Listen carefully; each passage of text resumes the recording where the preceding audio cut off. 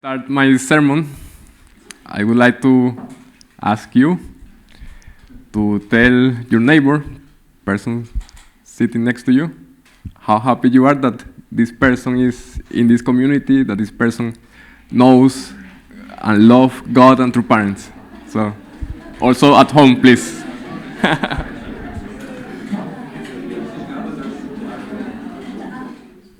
Thank you very much. The title of my sermon is in German, but I will speak in English. Because part of the inspiration of this sermon is a book I have read a few hundred times by now. Because it's one of the favorite books from my daughter, Maya. And the book is called The Lobe in Dir, The Lion in You.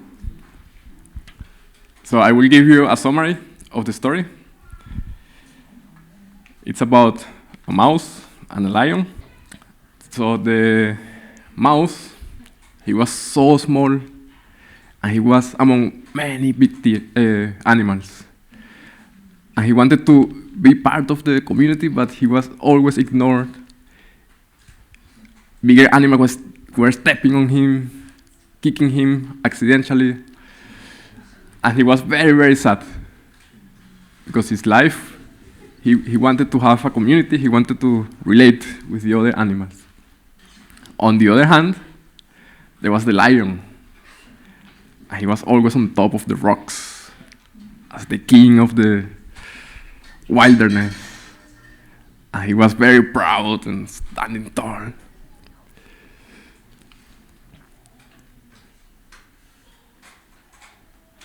And roar, showing off his strength, like being the leader of the herd of lions, carrying a flusper, a hippopotamus, and showing off how strong he is. And all the animals in the wilderness, they admired this lion. They were like, whoa. And he was always, showing off. And probably don't see, but here's the mouse, looking at all this and thinking, I would like to be a little bit like him. If I was a little bit like him, my life would be so much better. I could have friends. I could have a relationship with the other animals. So then he was thinking, okay, I need to learn how to roar. And he was, wah!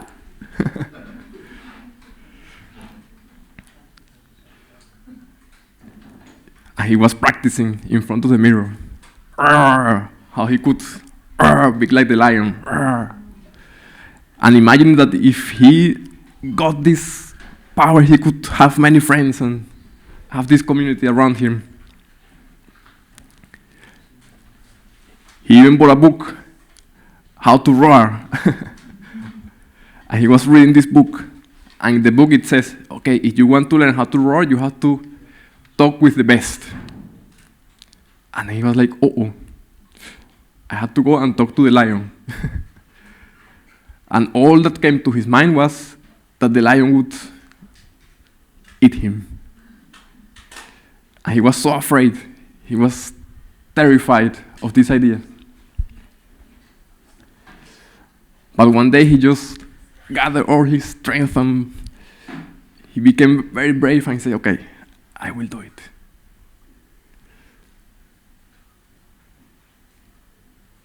So he started climbing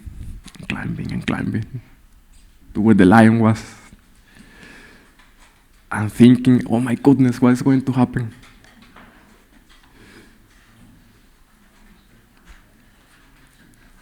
And then he arrived at the top. And there was the lion sleeping. And then he says to the lion, excuse me, sir, lion, I don't want to interrupt your nap, but only you can teach me how to roar, how to be powerful.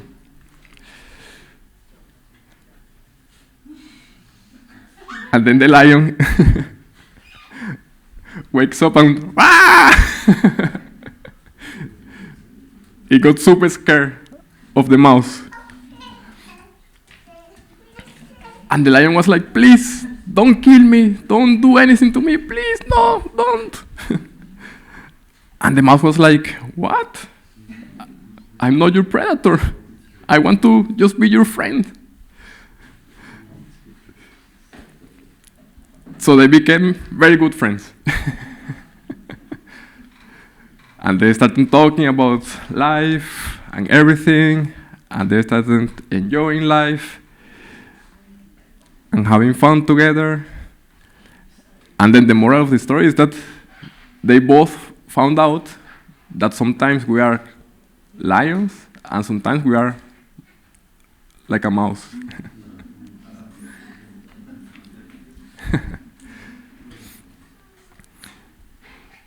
So my sermon today is actually about fear. Because as we could see, the mouse was really terrified.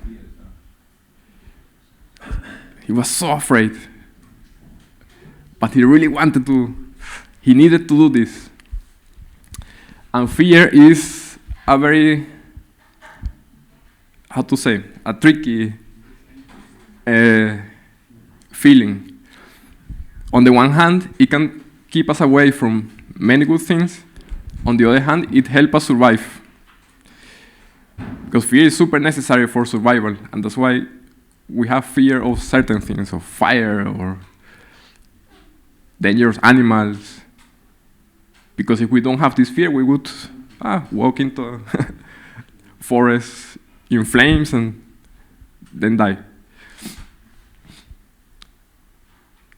So fear is necessary for us, but we also have to be careful what we are afraid of. I always remember the first time skiing for me here in Austria.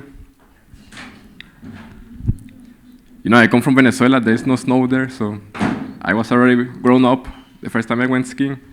And I was on top of the blue hill. The blue hill is the easiest. And I was with my skis like this, going like this, very slow, and falling down. And then these Austrian children, like this size, going next to me like, and I was like, what? These kids are not afraid of breaking a bone or something.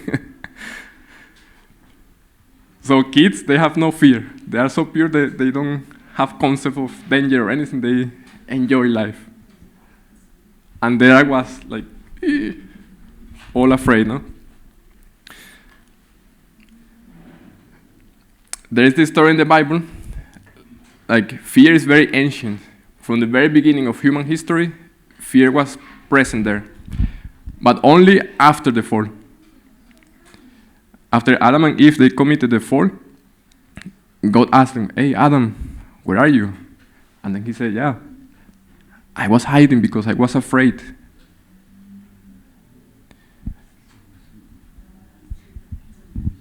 So here we can see that fear is also a result of our disconnect, our separation from God. Because before, in the Garden of Eden, there was zero reason to be afraid. There was absolutely no reason, nothing to be afraid of. Because we were basically one with God. But once we got separated from God, now there is this fear in us. And this fear has been passed down generation to generation, just like the original sin. And this is not the only story. When God promised the Israelites the promised land, a land of richness, wealth, and milk and honey, he first sent 12 spies to scout the land, to see what is in the land. So these 12 spies, they went for 40 days, And when they came back, 10 of them came back with very bad news. And they said, oh no, we cannot enter there. The walls of the city are very high. There are giants. There are people who are very big. We are like grasshoppers next to them. We are too small. We are too weak. We cannot go there. They're going to kill us.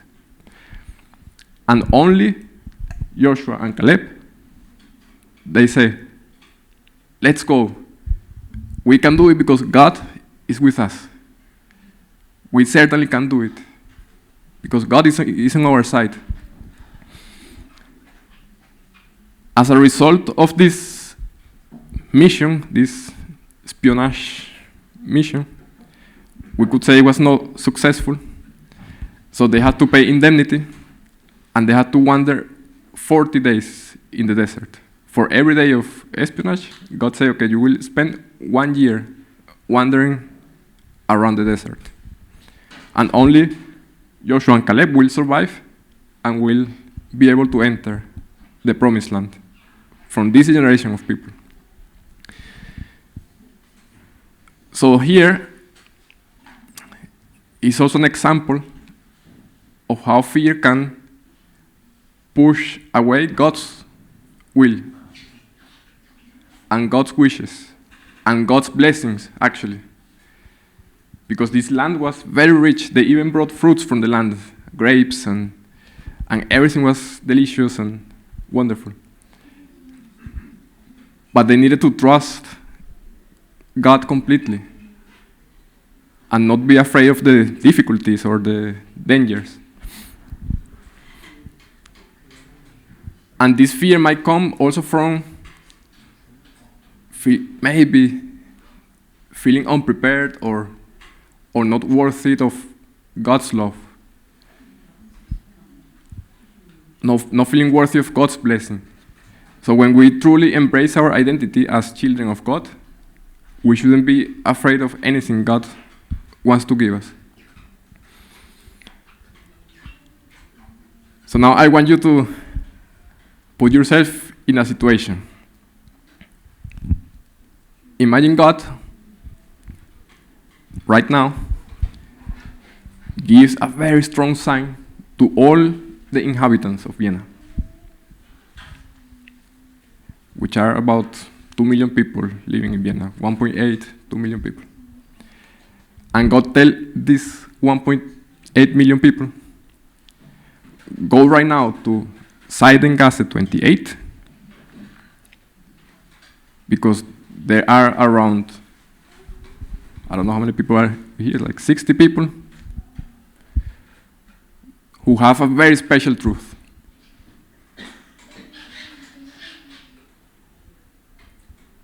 So imagine now everyone is leaving their homes and running here.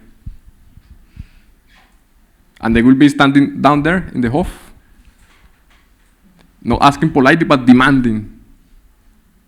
God sent me here to hear something special. What is it?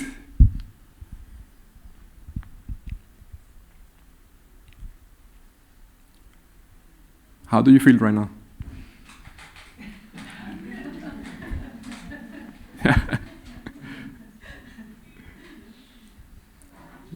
That's scary, huh?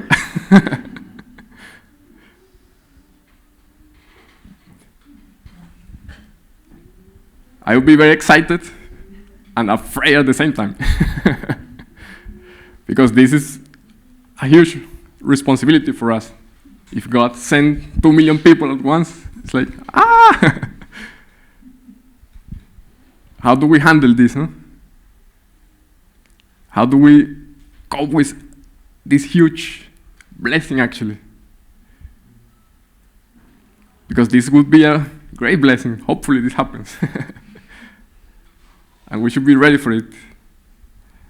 To preach and to tell this truth to millions of people at once. But it's not easy. We have to be like internally very prepared and very united so that when the challenge comes, we are completely ready and we don't delay the providence. We don't delay God's blessing to us, for us. During these 40 years of wandering around the desert, there was a situation where the Israelites, they were complaining about the food, the manna, and everything, and God started sending serpents. And they were biting people, and then people were very afraid of the serpent. And they went to Moses. Moses was the central figure at the time. And hey, we have all these serpents that are biting us, this painful, And then God instructed Moses to make a serpent out of bronze and put it in a rod. And then when people felt the pain or the fear of the serpent, they had to look at this bronze serpent and they would be healed. And for me, this story is God doing psychotherapy. This technique is even used today by psychiatrists and psychologists. And this is called gradual exposure. And this is how you cure phobias, for example. There are people who are very afraid of spiders, arachnophobia, for example. And therapists, they can start slow, showing a drawing of a spider, so that the person gets comfortable with the drawing, then a picture, and gradually, until the person is able to hold the spider in the hand, for example. This is done nowadays, this is scientific. The gradual exposure is a cure for phobias and all type of fears. So this is God doing psychotherapy to the whole tribe and the whole Israelites.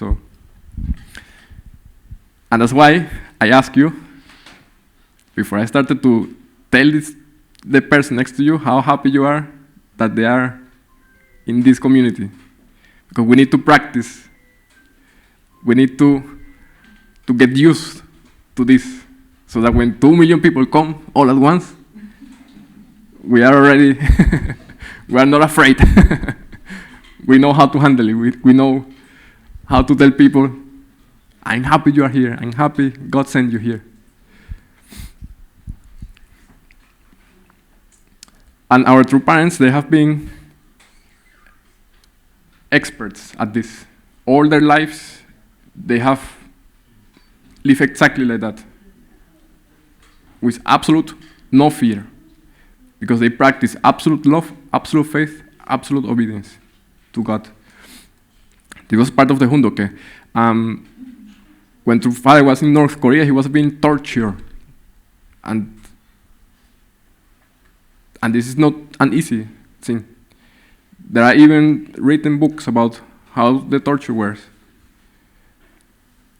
For example, he was being put like a hose full of water, and the water was full. They filled up the stomach with a lot of water, and then they were jumping on it, for example. He was being hanged upside down for hours,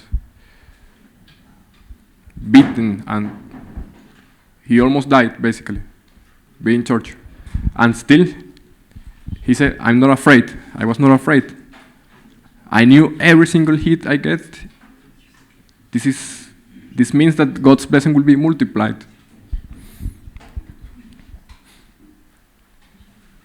And this is how he could endure torture, because he had this confidence, he had this absolute faith in God, that everything will be okay and that everything is happening because it's a blessing.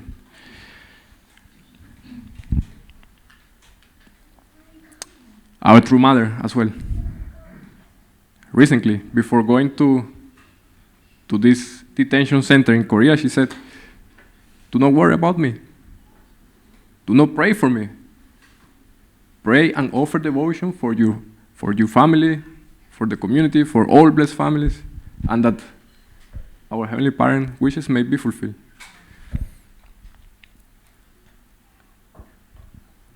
And this is the point of my whole sermon. Fear is a natural thing. It's okay to experience fear. It's part of life. But we shouldn't be afraid of God's blessing.